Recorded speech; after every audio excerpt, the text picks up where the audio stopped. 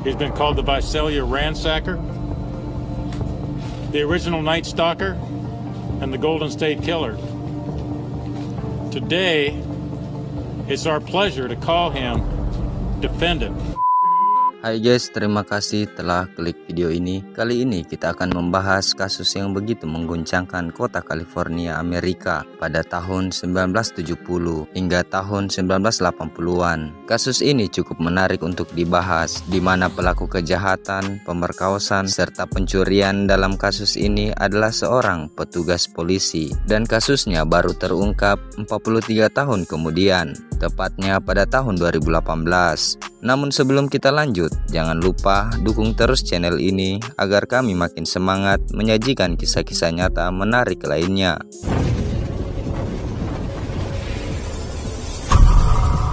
Joseph James DeAngelo lahir di kota Bath, New York, Amerika pada tanggal 8 November 1945. Ia terlahir dari pasangan Kathleen Lois Bosanko dan Joseph James DeAngelo Sr.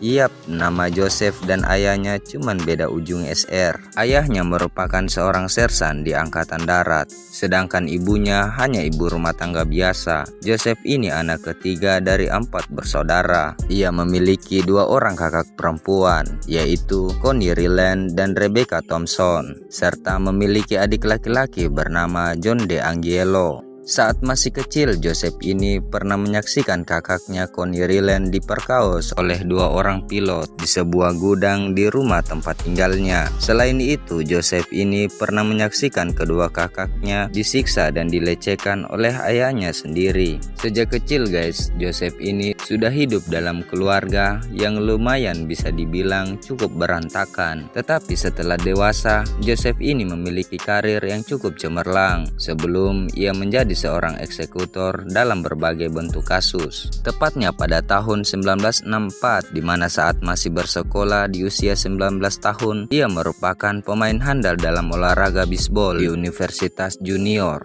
Pada tahun 1968, ia kemudian bekerja di kapal penjelajah USS Canberra dan kapal perusak USS Piedmont Angkatan Laut selama 22 bulan sebagai pengontrol kerusakan kapal saat Perang Vietnam. Setelah itu, pada tahun 1971, ia kemudian kuliah di Universitas Sacramento State. Ia mengambil jurusan peradilan pidana. Lalu, Joseph kemudian mengambil kursus pasca sarjana dalam pelatihan polisi di kota Visalia, California, Amerika. Kemudian ia menyelesaikan magang polisinya selama 32 minggu. Dan akhirnya ia menjadi seorang polisi pada tahun 1973. Dan tak lama kemudian Joseph ini memutuskan untuk menikah dengan seorang wanita bernama Sharon Mary Handel. Wanita ini adalah seorang pengacara. Pasangan ini memiliki 3 orang anak perempuan dan mereka bercerai pada tahun 1991. Hanya 6 tahun setelah pernikahannya dengan Sharon Mary, Joseph pun dipecat dari kepolisian ketika dia ditangkap karena mencuri palu dan alat penjinak anjing di sebuah toko. Meskipun Joseph telah mengancam akan mengeksekusi kepala polisi California saat itu jika ia dipecat, namun tetap saja ia diberhentikan dari kepolisian, tepatnya pada tahun 1979 bulan Oktober.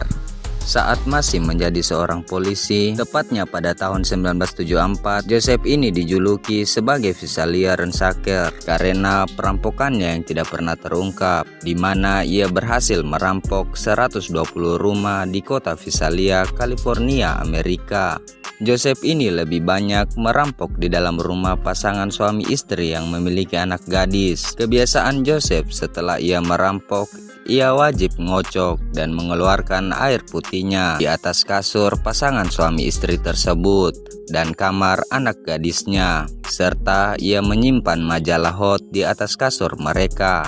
Namun anehnya, di setiap perampokannya, Joseph ini tidak pernah mengambil uang ataupun perhiasan dalam jumlah banyak. Ia kebanyakan hanya mengambil bra dan celana dalam korbannya.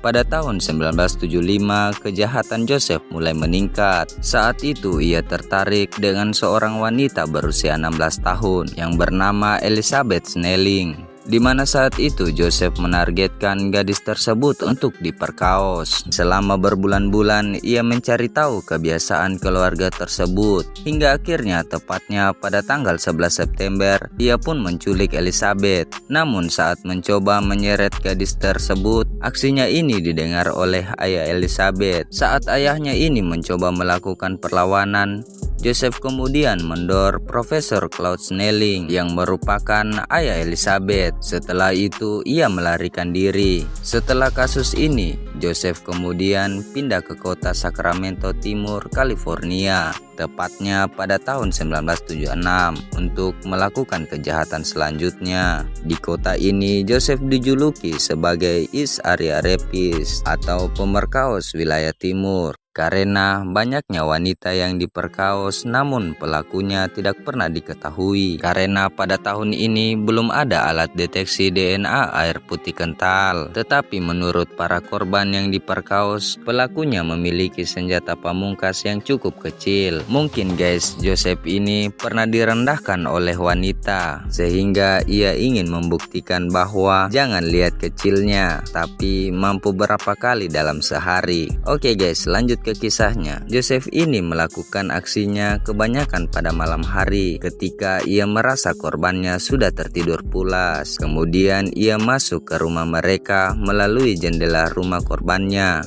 Setelah ia berada dalam kamar korbannya, ia kemudian melepaskan semua busana yang ia pakai dan ia membangunkan korbannya. Sembari ia mengancam menggunakan pistol miliknya dan mengatakan akan mengakhiri hidup mereka jika tidak mengikuti perintahnya. Dan tercatat dalam kasusnya, Joseph ini memperkaos wanita sebanyak 51 orang. Dan di kota ini ia juga melakukan eksekusi 1 kali, tepatnya pada tahun 1978 saat pasangan suami istri yang bernama Katie Magyar dan Brian Magyar, yang saat itu mereka sedang jalan-jalan sore dengan anjingnya. Brian ini sempat membuat Joseph kewalahan dalam menghadapinya karena ia merupakan tentara angkatan darat, tapi pada akhirnya ia berhasil didor oleh Joseph.